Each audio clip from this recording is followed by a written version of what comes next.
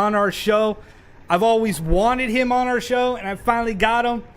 Jeremy Jackson, welcome to the Warriors Den with your boys, Shaun and Tristen DuCross. Thank you, my man, for doing this. Oh, thanks, man. It's a pleasure and an honor, brother, of course. So, I want to talk about your life leading all the way up until Brazilian Jiu-Jitsu, where you're at today. And you've had some highs, some lows, some peaks and valleys in your life. Man, you're sober now. You're clean. Tell us how that journey's been for you. Man, I hope you got about a couple hours. Hey, I was born with this tendency to just be an extremist and to seek outside things to fix my inside self, since I was a little kid, man. And that's the thing that helped me get famous. I loved the approval and the accolades from adults when I was like 6 years old, doing a really good job singing, dancing, acting, putting on comedy shows. I got the applause of adults, and I was like, man, okay, this makes me feel good. So I sought after that, and I think the addiction genes, they call it, kind of goes hand in hand with being at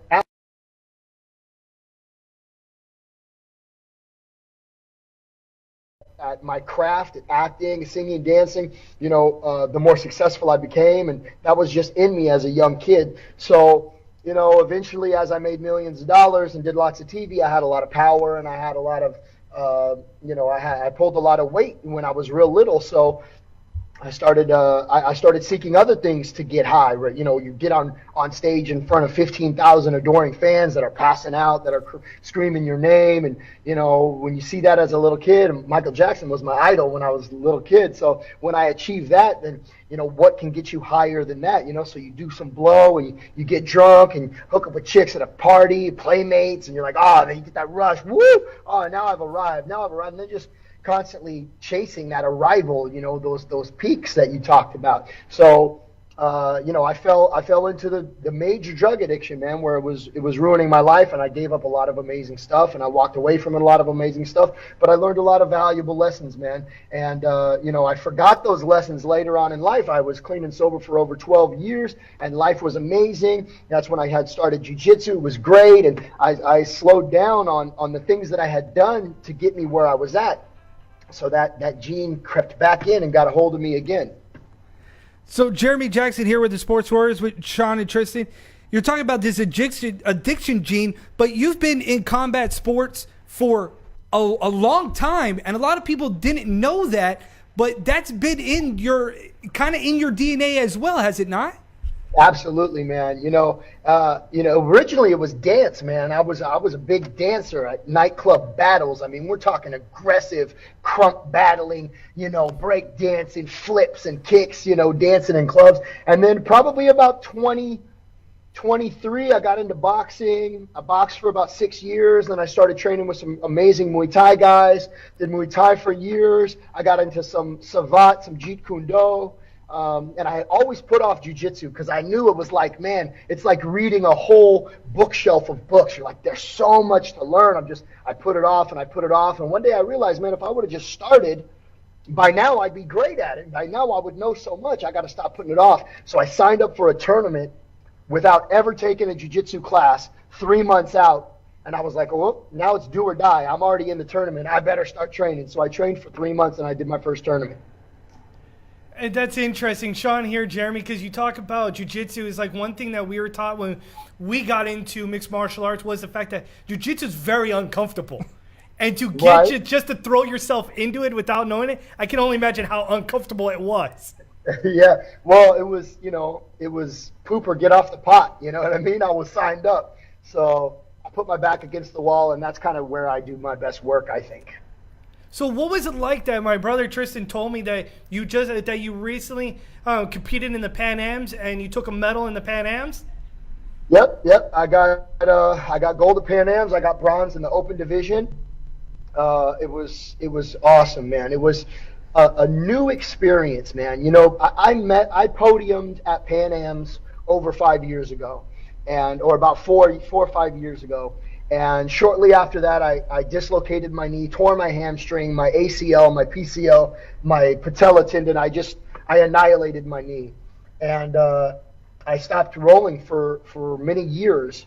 So, coming back to the sport this time, I didn't expect anything. 5 years ago, I won like 14 straight fights. I got medals in white. I got medals in blue. I was winning everything, and I was just running and gunning, real aggressive. And this time I came back just so much more humble and so much more grateful just to be a part of the community again, just to show up. I was nervous. Instead of doing a crazy warm-up and doing CrossFit-style workouts, I was meditating. I was listening to classical music, and I walked on that mat, man, just going, you know what, just to be here is amazing, and just take it one fight at a time. And I was totally in a different headspace than I had ever been in a tournament, and I won 5 straight fights, and I got a submission out of one of the fights, and I couldn't believe it. I was like, man, I can't believe this.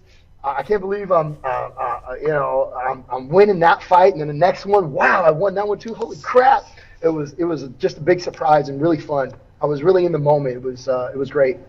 Talking about fighting, Jeremy Jackson, have you ever thought about competing in the realm of mixed martial arts and actually taking your skills to the next level? What's funny is, probably about 6-7 years ago, Uriah Faber's a friend of mine. He was at my wedding reception. Yeah, I've trained with Frank Mir up in Vegas, Ken Hahn at Striking Unlimited. Rampage is a friend of mine. I've trained with these guys. I've had fun with these guys.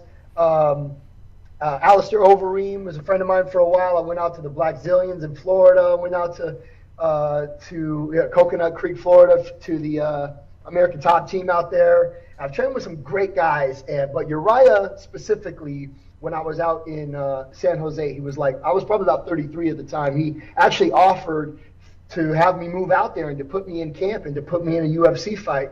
And I don't know, man. I'm too old, bro. My nose has been broken 12 times, bro. I'm sick of my nose getting broken. That's why I do jiu-jitsu, man. Come on now. I mean, you're looking at Bellator bringing all back the older guys. What are you talking about? Listen, I think there's some space for like a celebrity grappling tournament. Like some exhibition fights. I would love to do an exhibition grappling match, something like 5. Get another big. There's a lot of big celebrities doing jiu-jitsu, getting good at it, wanting to put their training to the test. They do these celebrity boxing matches all the time, or celebrity fight nights and so on. I did one with Coolio. I don't know if you guys ever saw that video, but that's a fun video. It's on YouTube. I actually had a fight with the rapper Coolio boxing match. Dude, that was way back in the day. Yeah. What are you talking about? That's dusted it off now. Not to dust off that archive. The Sports Warriors here with Jeremy Jackson. Jeremy, you're talking about celebrities in the Brazilian Jiu-Jitsu world. You're one of them. There's a long list now of celebrities joining this world. Demi Lovato, Nicolas Cage, you name it. Why Brazilian Jiu-Jitsu? Like, to us, it's like an uncomfortable kind of fight game, and here everybody seems to want to do it. Like, why now? I think it's all Higan Machado's fault, really. Higan Machado loves the celebrities, man. He's training all the celebrities up there in L.A. You got Matrix. I think Keanu Reeves with Matrix, he got into it. So a lot of these celebrities started getting into it, and a lot of these movies now they're calling for some of those great submissions and escapes. So it's a good thing to have in your tool belt, man. So you're talking about grappling and tournaments. Have you thought about approaching the idea of doing a celebrity grappling tournament? No, man. I'm waiting for somebody to put it together. I would do it in a heartbeat. Shoot, we're going to have to get with our people and see if we can put that together. Let's do it. Celebrity grappling. You know how many people would be intrigued to see that, to sit down and see a grappling? Because, I mean, people around the world are going out and watching these jiu-jitsu tournaments, actually going to the ones in Vegas, the jiu-jitsu worlds now. So I just had to pull out of Worlds. I had to pull out of Worlds a few weeks ago, man. A couple weeks ago, I was super bummed. Why? What happened? Life stuff. I work in the recovery industry. I do groups in rehabs, and I mentor a lot of guys that are struggling with addiction. And I got kind of sick. I injured my shoulder, but I was rooting and raring to go. And some work stuff came up. Somebody really needed me, and I had to I had to do the selfless thing, man. I had to pull out. Well, you're talking about your journey. We touched on about a little bit earlier about your past and where you're at today. You, my friend, working now in the recovery industry, helping out others. How's that been to actually be able to help out people where you saw yourself years ago, and here you are now helping out others? Right. Well, just coming from a place of gratitude and just feeling so hopeful and appreciative of another shot at a good life worth living, I think I would be, selfish to not give that away. And so many people need it. And to shine a little light, man, to reach out a hand to anybody who might not think they're able or capable to put a life back together. It's been given to me, so it's my duty to give it away, man. And it's amazing how much jiu-jitsu can actually strengthen that bond with recovery, with putting the broken pieces of your life back together. Because, in jiu-jitsu, you might not know the answer to the problem that's presented to you, but there is an answer, and the answer is never to freak out, flail around, panic, or muscle it. The answer is always to find the path of least resistance, right? To find that open door. So you got to knock on a few doors. So you got to bump this way, bump that way, bump back, and you'll find that way. So jiu-jitsu's really empowered and strengthened my walk with just being a more spiritual person, being a more selfless person, my walk in recovery, and I just try to give that away to other people, man. Jeremy Jackson, one thing we were talking about before we came on the show was when my brother told me that you were coming on the show, and I was just going back through my head about what you've been through the media and everything else like that. And it reminds me about why I like to do with what my brother and I do now with our interviews is to give back to the MMA community, because one thing, everybody has a story in the MMA community. In the combat world, everybody has a story about why they do it. And there's not a lot of role models. And there's not a lot of people to look up to that say, hey, you know what? I've been there. But look at me.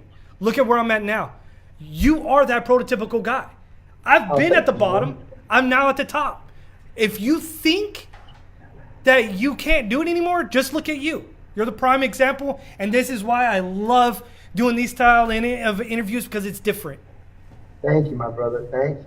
Yeah, man. People in the MMA community, they probably relate to the warrior's way, man. You know what I mean? A real warrior always seeks to be uncomfortable, to push the limits, to take on things that might seem impossible, and I seek to stay uncomfortable, man, to keep growing, to keep learning. I think it's a threefold thing. You got to sharpen your mind.